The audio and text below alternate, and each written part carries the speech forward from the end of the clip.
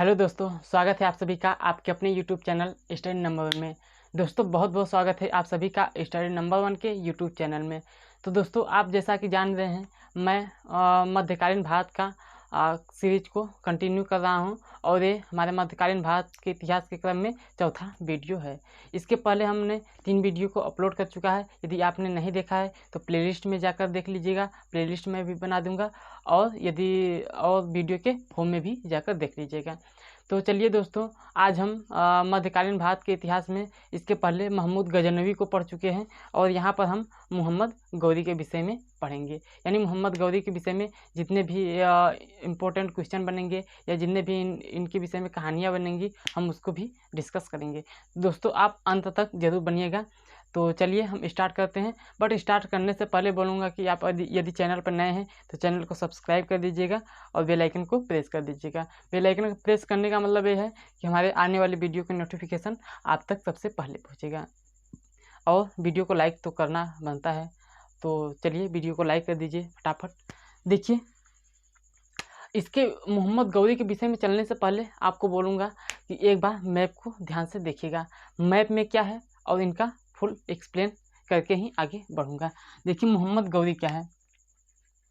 मोहम्मद गौरी कोई राजा या ऐसा कोई राजा का पुत्र नहीं था। मोहम्मद गौरी ने एक गौर नामक प्रदेश था, ये देख रहे हैं ना, गौर नामक प्रदेश, यहाँ पर देखिएगा गौर नामक प्रदेश है। यही गौर नामक प्रदेश में इनकी उत्पत्ति होती है। उत्पत्ति, हालांकि उत्पत्ति के विषय में अभी आपको डिटेल से चर्चा करूंगा। तो इनकी उत्पत्ति कहाँ होती है? गौर नामक प्रदेश में होती है और यहीं से इन्होंने भारत पर आक्रमण करना प्रारंभ कर देते हैं। और कहा जाता है कि इनका फर्स्ट आक्रमण जो था वह मुल्तान पर था। मुल्तान पर इनका फर्स्ट आक्रमण था। तो इनके विषय में आप यहाँ देख लीजिएगा कि ये छोटे छोटे वंश हैं। देखिए, हालांकि हम आपको पहले ही बता चुके हैं कि हर्षवर्धन की मृत्यु के बाद ऐसा कोई भी राजा या ऐसा कोई भी बड़ा राजा नहीं हुआ कि जो पूरे भारत को चला सके। तो उस कंडीशन में हुआ क्या कि छोटे छोटे राजा अपना छोटा छोटा एरिया को मतलब कि जितना उनका एरिया हो सकता था चलाने योग्य, उतना अपना एरिया कवर करके उस पर राज किया करते थे। तो उसी के संबंध में यहाँ बहुत ही छोटे छोटे राजा हैं। जैसे यहाँ है चालुक्य वंश है, अजमेर में चौहान वंश है, यहाँ दिल्ली में अनंगपाल हैं और तोमर वंश है, कन्नौज है, गढ़वाल है। इस प्रकार से वंश चले आते हैं। तो आप देखिएगा कि ये जो गौर प्रदेश है, गौर प्रदेश से सर्वप्रथम आक्रमण मोहम्मद गौरी के शासनकाल में मोहम्मद गौरी ने मुल्तान पर आक्रमण किया। बट उसके पहले हम चलते हैं, परिचय देखते हैं, परिचय में हुआ क्या। परिचय में आप सबसे पहले ध्यान दीजिएगा कि कुतुबुद्दीन हसन का पुत्र वहाँ पर लिखा गया है। तो कुतुबुद्दीन हसन क्या है? कुतुबुद्दीन हसन के 5 पुत्र थे। कितने पुत्र हैं? 5 पुत्र हैं। और 5 पुत्र में एक पुत्र इनका मोहम्मद गौरी राय बहादुर मोहम्मद गौरी भी था। कौन से? कुतुबुद्दीन हसन के 5 पुत्र में से एक पुत्र गौरी भी था। इतना आप याद रखिएगा। मोहम्मद गौरी किसका पुत्र है? कुतुबुद्दीन हसन का। ये आपको याद रखना है। तो इनकी जो 5 पुत्र में से मोहम्मद गौरी इनका पुत्र है और इनका पूरा नाम क्या है? राय बहादुर मोहम्मद गौरी।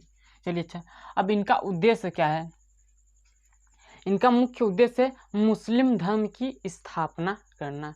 इसके पहले मोहम्मद बिन कासिम का क्या था कि मुस्लिम धर्म की प्रचार प्रसार करना। लेकिन इनका क्या है? मुस्लिम राज्य की स्थापना करना, मुस्लिम राज्य की स्थापना करना।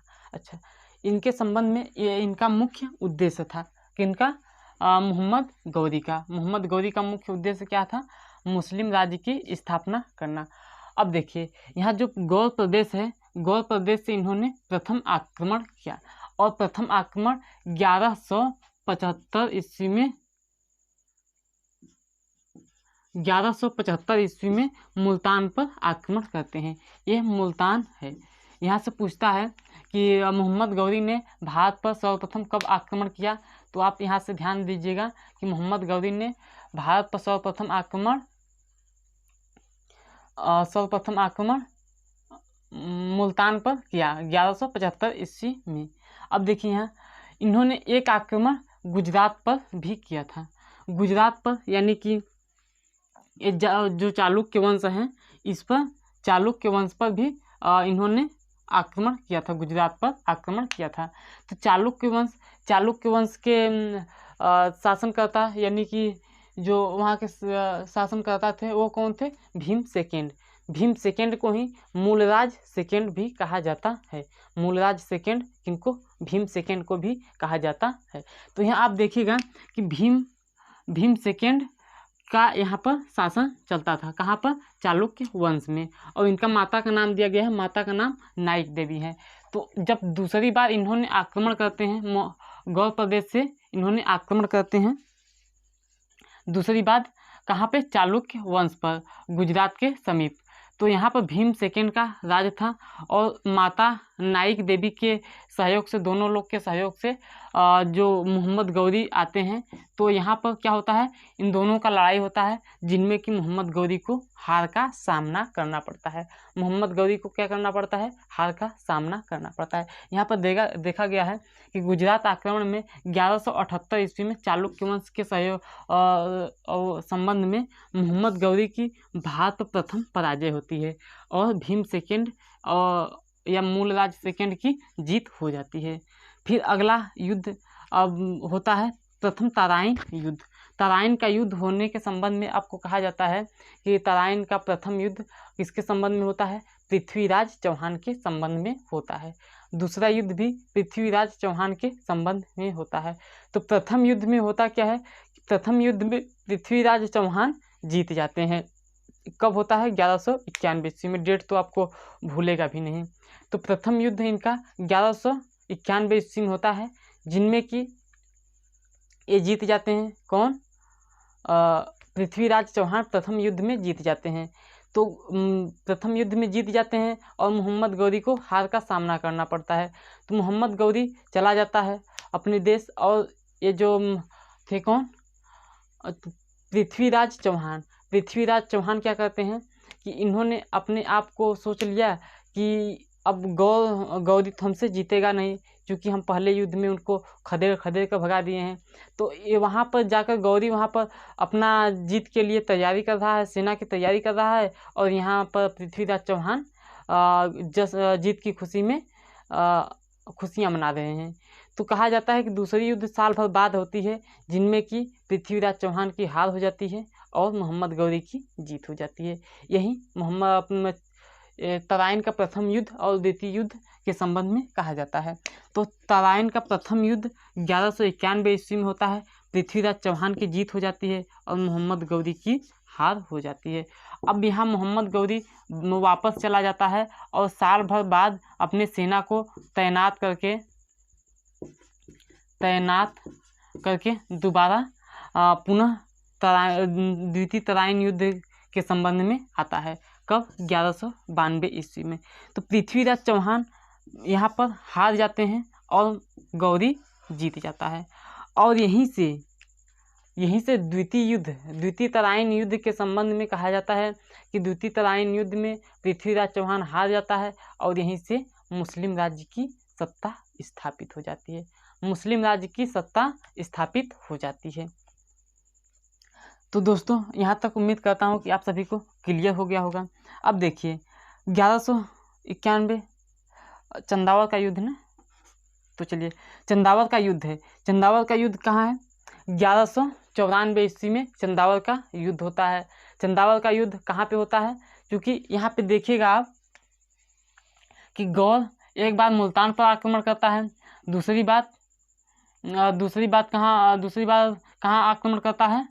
चालुक्य वंश पर यानी कि गुजरात में आक्रमण करता है। फिर तीसरी बार अजमेर में, जहाँ की चौहान वंश यानी कि पृथ्वीराज चौहान के संबंध में आक्रमण करता है। अब सोचता है कि हमारा राज्य का क्या करना है? विस्तार करना है। तो उन्होंने सोचा कि यदि हम राज्य का विस्तार करेंगे तो यहाँ जो आप देख रहे हैं पूर्वी भारत में कन्नौज और गढ़वाल वाला क्षेत्र, तो सोचा कि इस पर यदि हम आक्रमण कर लेते हैं तो हम पूरे भारत पर कब्जा जमाने में सफल हो जाएंगे। तो इन्होंने चौथा युद्ध जो करता है वो कन्नौज पर यानी कि गढ़वाल के क्षेत्र में आक्रमण करता है। तो यही गढ़वाल के क्षेत्र पर आक्रमण करता है और इसी युद्ध को क्या कहते हैं, इसी युद्ध को चंदावल का युद्ध कहा जाता है। कब कहते हैं, 1194 ईस्वी में, यानी कि 92 पर तराइन का द्वितीय युद्ध में जीत होती है और 1194 ईस्वी पर कन्नौज पर इनकी जीत होती है। अब देखिए, मोहम्मद गौरी की जीत हो जाती है और जयचंद की हार हो जाती है, यानी कि यहाँ पर जो शासन कर रहे हैं जयचंद, कन्नौज और गढ़वाल वाले क्षेत्र पर, वहाँ पर जयचंद की हार हो जाती है और मोहम्मद गौरी की वहाँ पे जीत हो जाती है। देखिए फिर से एक बार रिकॉल करते हैं कि चंदावल का युद्ध में 1194 ईस्वी में होता है और किसके किसके बीच में, तो आप देख रहे हैं यह क्या है, कन्नौज गढ़वाल वाले क्षेत्र में शासन करते हैं जय सिंह और इधर मोहम्मद गौरी के बीच में होता है, मोहम्मद गौरी और जयचंद के बीच में होता है, जिनमें कि मोहम्मद गौरी को जीत का सामना करना पड़ता है और इनको जयचंद को हार का सामना करना पड़ता है। तो चलिए अब आगे कुछ आते हैं। आगे क्या है, यहाँ एक नोट के रूप में दिया गया है। नोट क्या है, नोट, कन्नौज के विजय के बाद गौरी ने सिक्का चलवाया, यानी कि कन्नौज पर जब विजय हुआ, जयचंद की हार हुई और मोहम्मद गौरी का जब विजय हुआ, तो उसमें कहा जाता है कि मोहम्मद गौरी ने एक सिक्का चलवाया। उस सिक्के पर खासियत ये था कि एक ओरी एक, यानी कि उसके एक फलक पर देवी लक्ष्मी की फोटो और दूसरी फलक पर कलमा यानी कि कुरान लिखा गया था। यहाँ पर देख सकते हैं क्या है कि कन्नौज विजय के बाद गौरी ने एक सिक्का चलवाया जिसकी एक ओर देवी लक्ष्मी की आकृति तथा दूसरी ओर अरबी में लिखे कलमा को लिखवाया, अरबी में कलमा को लिखवाया। इतनी बात आप लोग नोट करिएगा। इधर से बस इतना है। अब देखिए यहाँ पर थोड़ा सा एक और जानकारी, थोड़ा सा बेसिक जानकारी दे देते हैं। ये जो अजमेर है, यहाँ क्या है, अजमेर है, यहाँ के शासनकर्ता कौन है, पृथ्वीराज चौहान है, पृथ्वीराज चौहान है। और क्या है, ये क्या है, दिल्ली है, दिल्ली के शासनकर्ता कौन है, अनंग पाल है। तो ये जो पृथ्वीराज चौहान है, इनका और अनंग पाल से कुछ संबंध है। वो संबंध क्या है, पृथ्वीराज चौहान का दिल्ली यानी अनंगपाल के यहाँ नैनीहाल है। नैनीहाल कैसे हुआ कि अनंगपाल अपने पुत्री का विवाह पृथ्वीराज चौहान के पिता से किए थे। और यहाँ पर एक बेसिक एक स्टैटिक क्वेश्चन यहाँ से और पूछता है कि दिल्ली की स्थापना किसने की, दिल्ली की स्थापना किसने की। तो दिल्ली की स्थापना किसने की, यहाँ दिल्ली की स्थापना अनंगपाल के द्वारा किया गया है। अब देखिएगा कि दिल्ली की स्थापना किसके द्वारा किया गया है, तो अनंगपाल के द्वारा किया गया है। तो चलिए दोस्तों, यहाँ तक उम्मीद करता हूँ कि क्लियर हो गया होगा। अब देखिए एक इंटरेस्टिंग पॉइंट, यहाँ पर कहानी थोड़ा सा मोड़ लेती है कि जब 1194 ईस्वी में कन्नौज का युद्ध होता है, कन्नौज का चंदेरी का युद्ध, चंदावल का युद्ध है ना, हाँ चंदावल का युद्ध है, चंदावल का युद्ध यानी कि कन्नौज में जब होता है तो वहाँ पे क्या होता है, मोहम्मद गौरी जीत जाता है। मोहम्मद गौरी क्या करता है, जीत जाता है। मोहम्मद गौरी की जीत के बाद मोहम्मद गौरी एक बार जाता है पूरे गजनी नहीं सॉरी गौरी जाता है, गौर प्रदेश में जाता है, एक बार गौर प्रदेश में जाता है और गौर प्रदेश से गजनी पर आक्रमण करता है। गौर प्रदेश यहाँ पे है ना, आप यहाँ देख रहे हैं गौर प्रदेश है और इसके नीचे क्या है, गजनी है, इसके नीचे क्या है, गजनी है। अब देखिए जब यहाँ चंदावल का युद्ध कन्नौज में जीत जाता है तो फिर वहाँ से अपने देश गौर आता है और यहाँ सेना को सजाता है और गजनी की आक्रमण के लिए चल पड़ता है। तो गजनी के आक्रमण के लिए चल पड़ता है, बट उसके पहले गजनी का आक्रमण में वो जीत नहीं पाता है, उसको हार का सामना करना पड़ता है। हार का सामना करने के बाद में वह पुनः फिर भारत आता है। कब आता है, पुनः भी फिर भारत आता है। भारत आते समय एक खक्कर जनजाति से खक्कर जनजाति को हरा देता है, यानी कि उसको पराजित करता है, खक्कर जनजाति को पराजित करता है। फिर वह भारत में आता है। फिर भारत से जब वापस जाते समय वहीं खक्कर जनजाति इनको मार देते हैं। तो इनके संबंध में बस इतना ही जानकारी मिलती है कि भारत आते समय खक्कर जनजाति से उलझते हैं और जाते समय वहीं खक्कर जनजाति इनकी मृत्यु कर देते हैं, यानी कि इनको मार देते हैं। तो इनके संबंध में बस इतना ही। देखिए, जब इन्होंने भारत से जा रहे थे, खक्कर जनजाति के ने इनको जब मारा था, तो वहाँ जाते समय इन्होंने भारत पर 2 लोगों का शासन स्थापित कर दिया। कौन कौन? यहाँ पर दिया गया है, कुतुबुद्दीन ऐबक एवं बख्तियार खिलजी। कुतुबुद्दीन ऐबक और बख्तियार खिलजी कहा जाता है कि गौरी का 2 सेनापति थे। 2 सेनापति यानी विशाल सेनापति, विश्वासी सेनापति कुतुबुद्दीन ऐबक और बख्तियार खिलजी थे। तो इन्होंने भारत से जाते समय इन्होंने बताया, यानी कि इन्होंने ये कुतुबुद्दीन ऐबक को क्या किया, पूरे दिल्ली सल्तनत वाला हिस्सा दे दिया और बख्तियार खिलजी को यह बंगाल बिहार वाला क्षेत्र इनके नाम कर दिया। तो देखा जाता है कि जो कुतुबुद्दीन ऐबक हैं वही दास वंश या गुलाम वंश या मामलुक वंश की स्थापना करते हैं। किन्होंने? कुतुबुद्दीन ऐबक ने दास वंश या मामलुक वंश या फिर गुलाम वंश की स्थापना करते हैं। और वहीं कौन? बख्तियार खिलजी आप यहाँ देख रहे हैं, बिहार एवं बंगाल पर विजय प्राप्त करते हैं और फिर क्या करते हैं, नालंदा और विक्रमशिला को ध्वस्त करते हैं। यानी कि आपसे यहाँ पर एक क्वेश्चन और पूछता है कि नालंदा विश्वविद्यालय या विक्रमशिला विश्वविद्यालय को किसने ध्वस्त किया था या किसने तोड़वाया था? तो यहाँ से एक क्वेश्चन, 2 क्वेश्चन यहाँ से बनता है कि बख्तियार खिलजी ने नालंदा विश्वविद्यालय एवं विक्रमशिला विश्वविद्यालय को ध्वस्त किया या तोड़वाया था। फिर उसके आगे एक पॉइंट और है कि बंगाल में सेन वंश के शासक लक्ष्मण सेन को हराकर साम्राज्य का विस्तार किया था। अब यहाँ जो देख रहे हैं ना, बंगाल बिहार वाला, यहाँ ये वाला क्षेत्र, इसमें क्या है, लक्ष्मण सेन वंश का शासन था, उसमें लक्ष्मण सेन शासक थे। उनको हराकर साम्राज्य का पूरा विस्तार इधर से इधर तक कर लिया।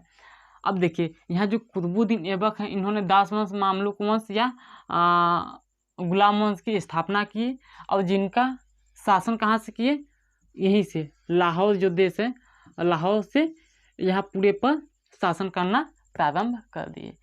तो दोस्तों, इसके आगे हमने आपको विषय सूची में बताया है कि इसके आगे हमने राजपूत वंश, जो हमने ये राजपूत वंश, ये थोड़ा वंश हैं, इनके विषय में हम थोड़ा सा चर्चा करेंगे। फिर उसके बाद हम यहाँ से जो दिल्ली सल्तनत की, यानी कि गुलाम वंश या दिल्ली सल्तनत की जो स्थापना होती है, उसके विषय में हम लोग चर्चा करेंगे। तो इसके बीच में हम 2 वीडियो देंगे, जिसके विषय में हम लोग राजपूत काल का और राजपूत वंश का फुल एक्सप्लेन, यानी कि पूरा डिटेल से पढ़ेंगे, जिससे कि आप लोगों को समझ में आ जाए कि राजपूत वंश या फिर राजपूत काल का उदय कब से कब तक होता है। तो दोस्तों, उसके बाद हमने बता चुका हूँ कि दास वंश या गुलाम वंश, सल्तनत काल का पूरा हिस्ट्री को पढ़ेंगे, जिनमें कि हम पूरे डिटेल से पढ़ना प्रारंभ करेंगे। तो आज के वीडियो में बस इतना ही। आई होप कि आप सभी को बहुत बेहद पसंद आया होगा और हमें भी लगता है कि आप लोगों को बहुत अच्छा लगता है और आप जिस प्रकार से कमेंट करते हैं, जिस प्रकार से लाइक करते हैं, आपका सराहनीय प्यार रहेगा, प्यार भरा नमस्कार रहेगा मेरा। तो चलिए, आज की वीडियो में बस इतना ही। अब कल के लिए बता चुके हैं कि कल पूरे राजपूत वंश को हम लोग देखेंगे, राजपूत काल क्या होता है, राजपूत वंश क्या होता है। फिर ये 2 वीडियो है, 2 वीडियो के बाद में हम लोग सल्तनत काल की ओर मूव करेंगे, सल्तनत काल की ओर हम लोग पड़ाव अपना डालेंगे। तो बस आज की वीडियो में बस इतना ही। यदि आपको वीडियो अच्छा लगता है तो वीडियो लाइक कर दीजिएगा, शेयर कर दीजिएगा और सब्सक्राइब करके बेल आइकन को प्रेस कर दीजिएगा। तो मिलते हैं नेक्स्ट वीडियो में और नेक्स्ट टॉपिक की ओर से। और चलिए, thank you, all the best.